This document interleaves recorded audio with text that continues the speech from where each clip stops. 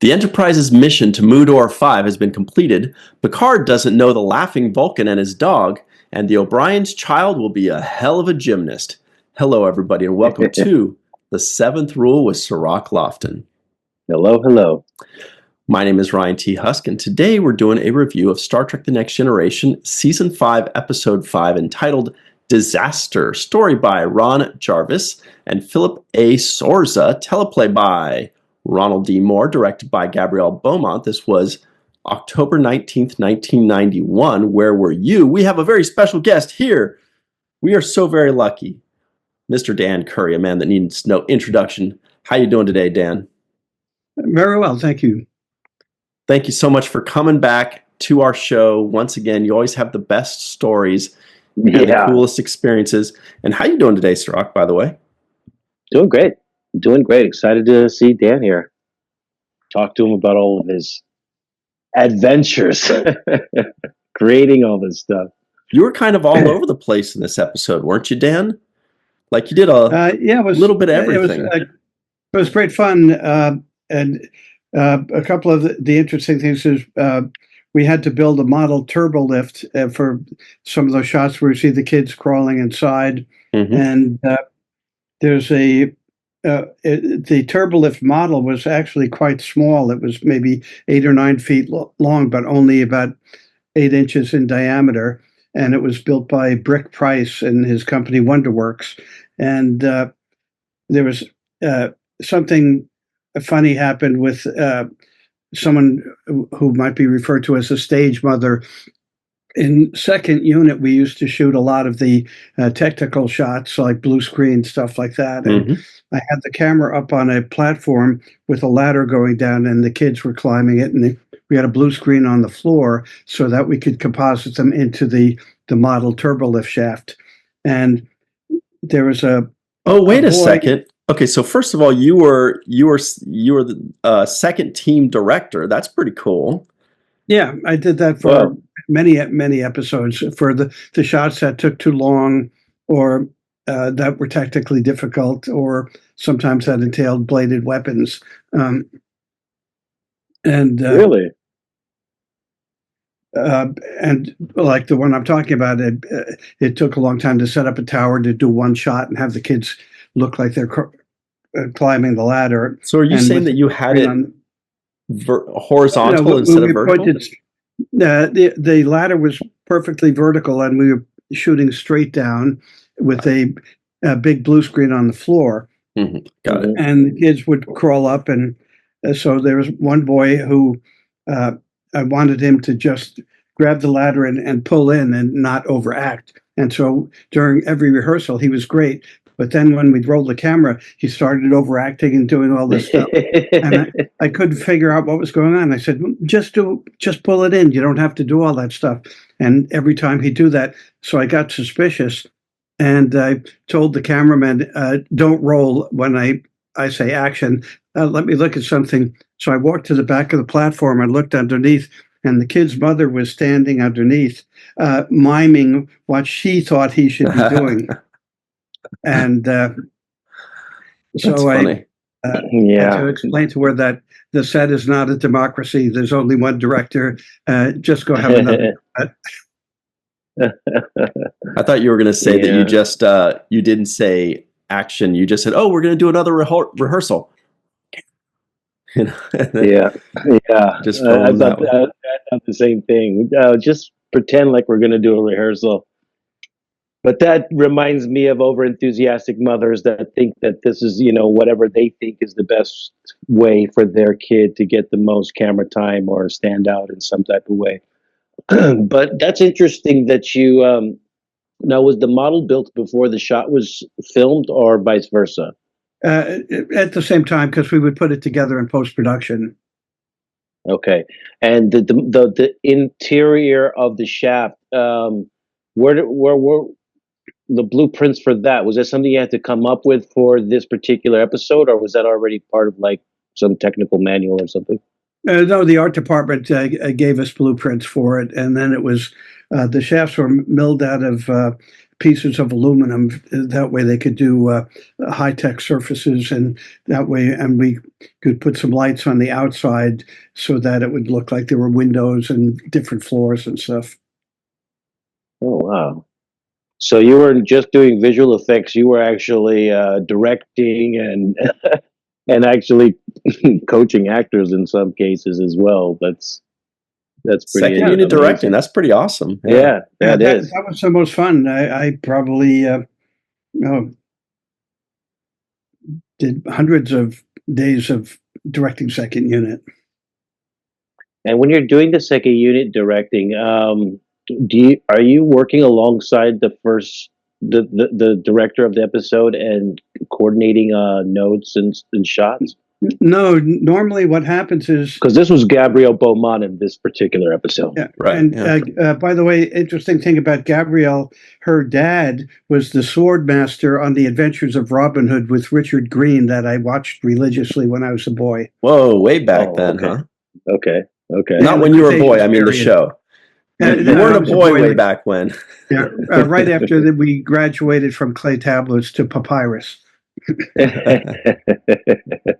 Yeah, those were the good old days. So you did not correspond, you were going to say, with the director? Generally, it depended on the director.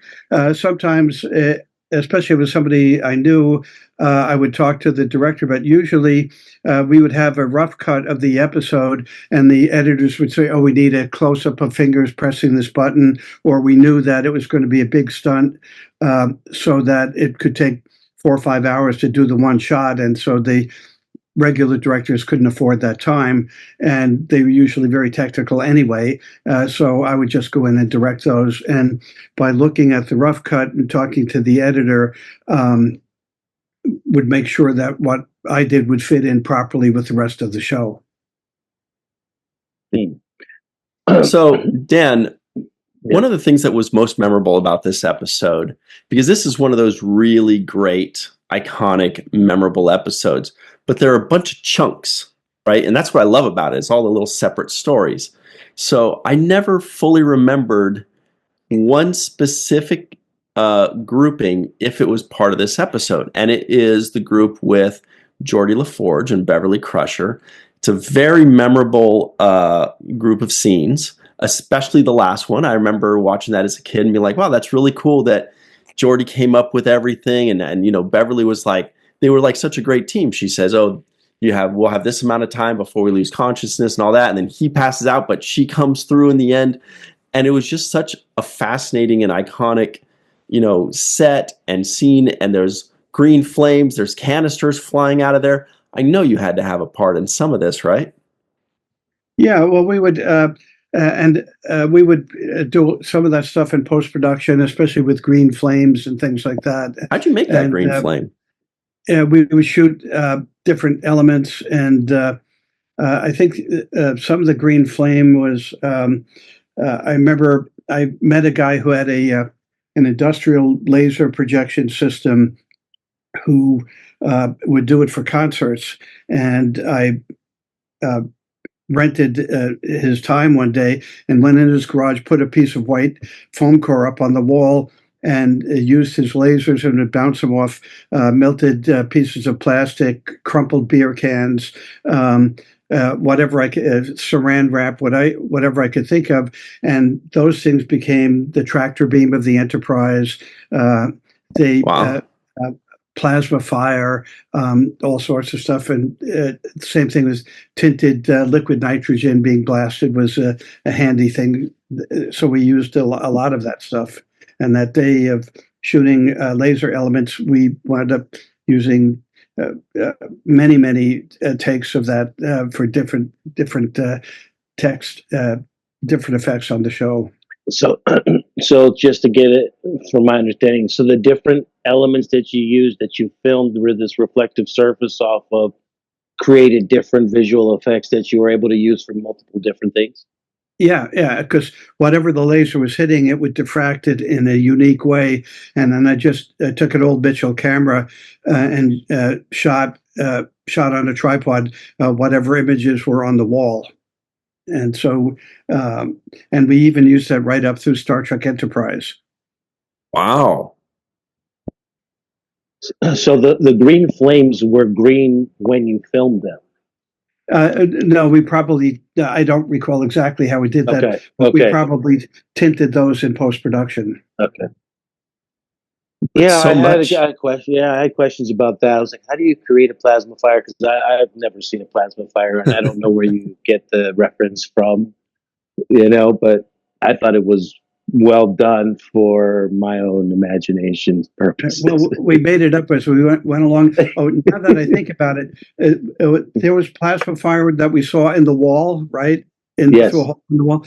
Okay, how yes. we did that is I took a clear baking tray, like a rectangular tray that you would bake a Cookies? flat cake in, Uh, and put a light underneath it, and put warm water in it, and put crystals of dry ice in it. And as the dry ice Oh, bubbled in the hot water, and we shot it, and then just tinted it green in compositing. So it was basically dry ice interacting with hot water in a glass tray. wow. That's brilliant.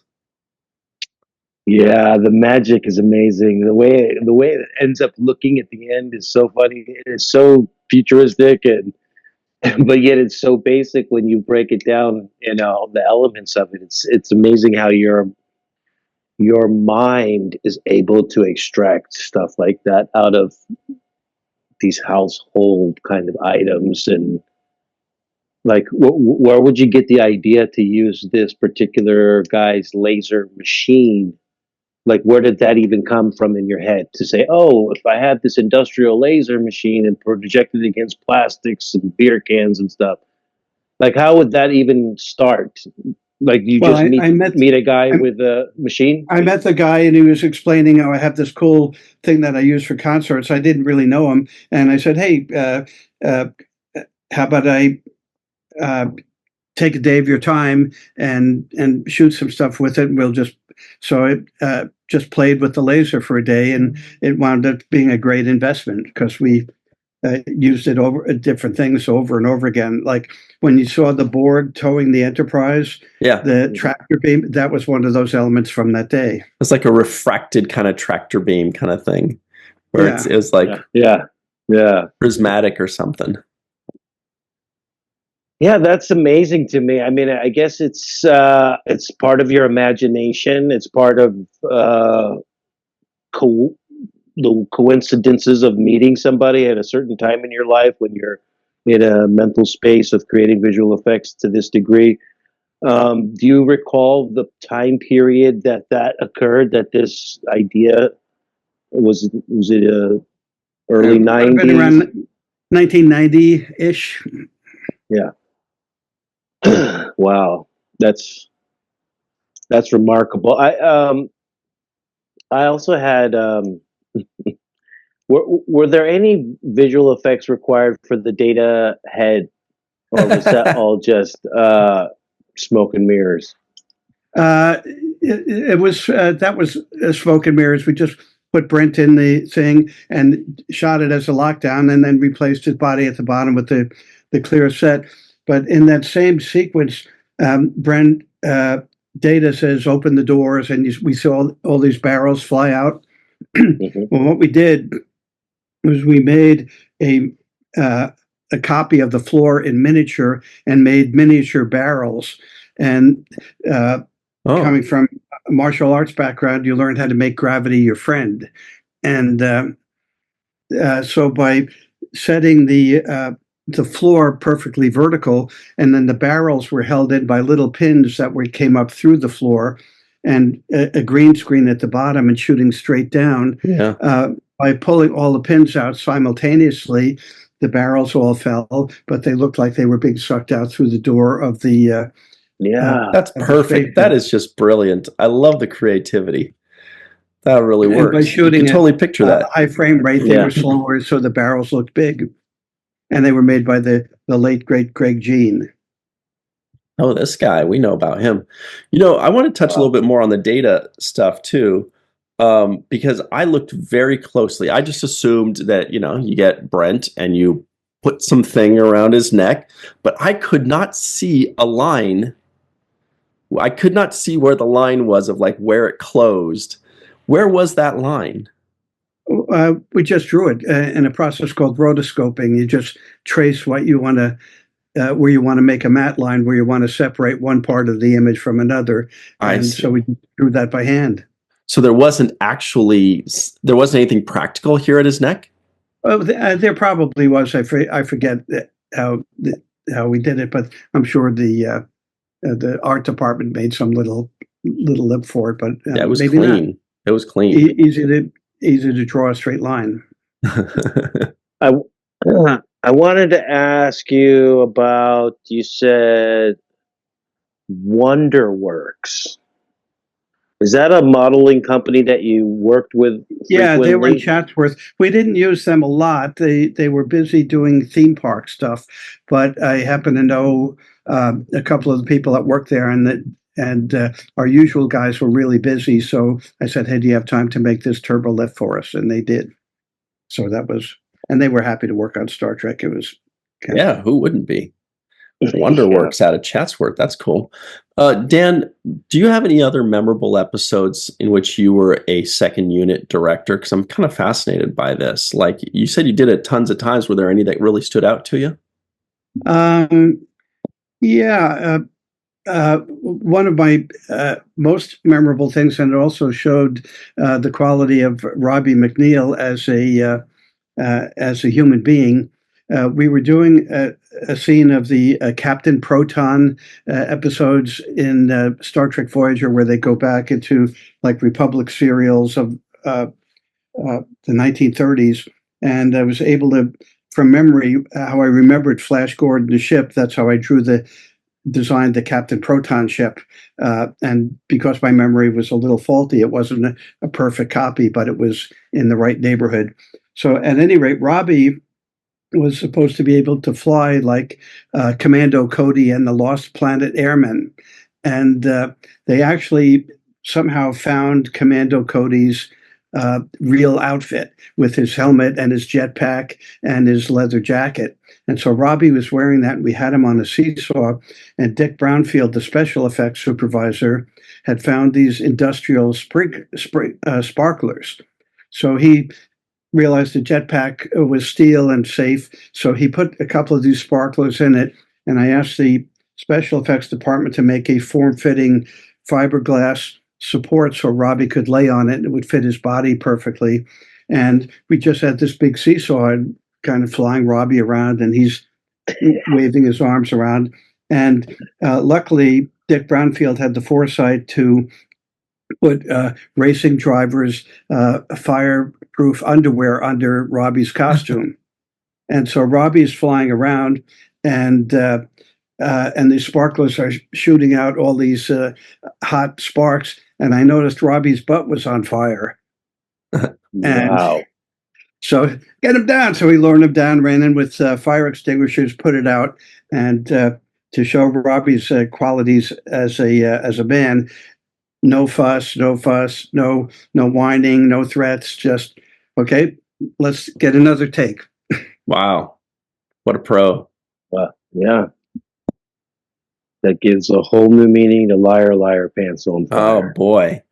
So, Rock, what would you do if on Deep Space Nine your butt got lit on fire? Would you be like chill about it, or would you not take it? I don't know. Have you ever had the chili? No, I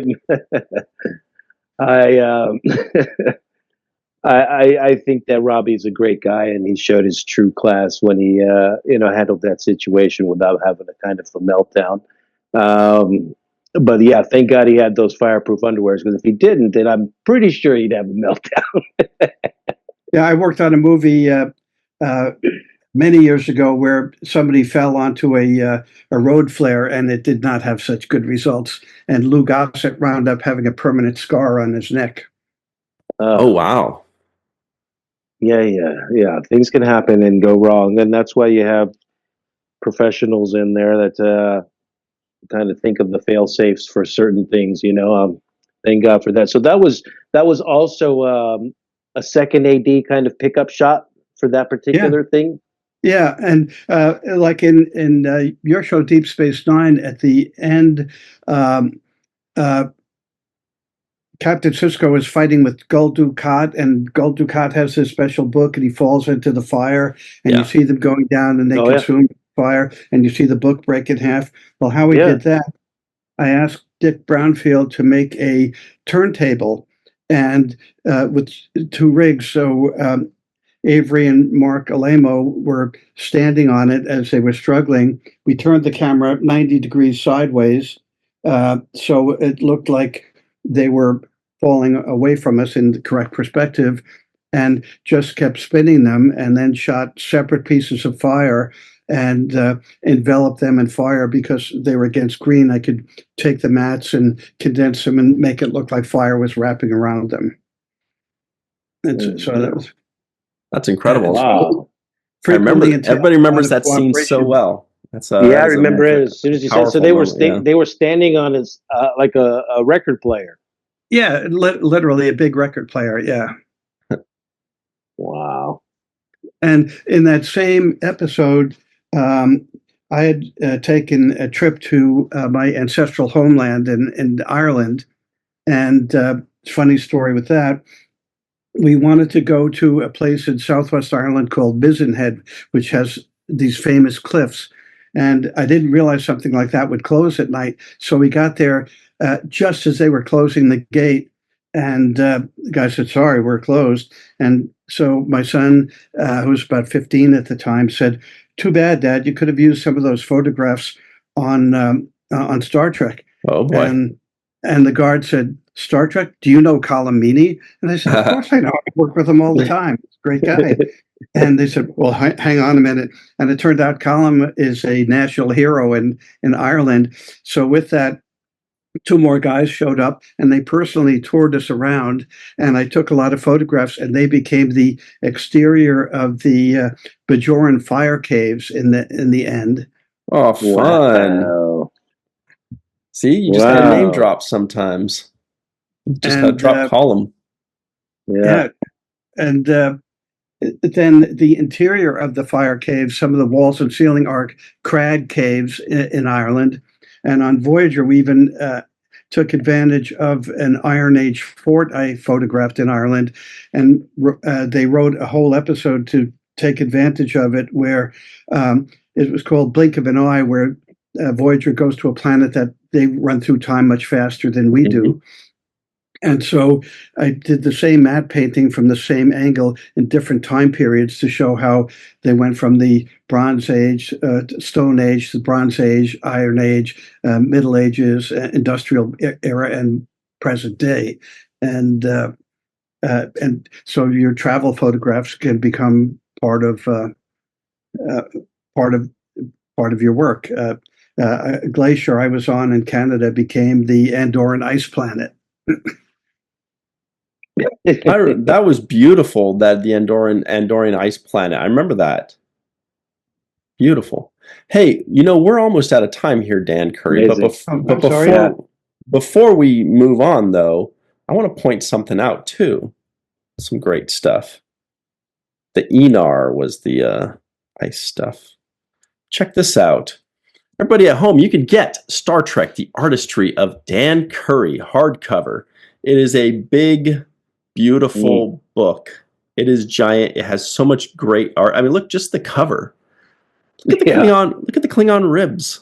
Their skeletal system. I mean, just the cover itself is gorgeous.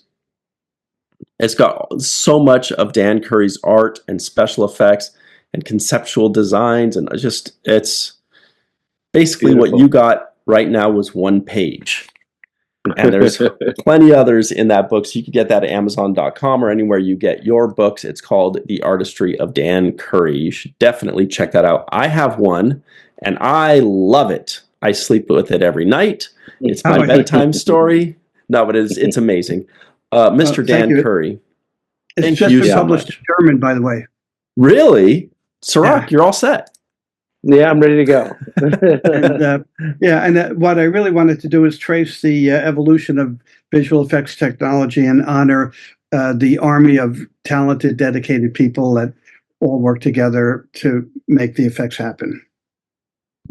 Yes, Yeah, absolutely. you're always quick to highlight that it's a team effort. That's something that you're very consistent with, and it's also something that shows your humility as a superstar VFX guy, and that's what it takes. It takes that level of humility to make it as long and as successful as you have, because people want to work with you based on your talent, ability, and humility. So, Dan, it's a pleasure every time we see you. You always enlighten us with stories. Your creativity and imagination will forever live on as part of the legacy of Star Trek. Thank you. Well, thank you guys. Absolutely. All right, everybody, stick around. You just heard a lot about Dan Curry. It's all true. He's freaking amazing. Check him out. Check out his book. We'll be right back, everybody. We're going to cover this episode a lot more on the 7th Rule.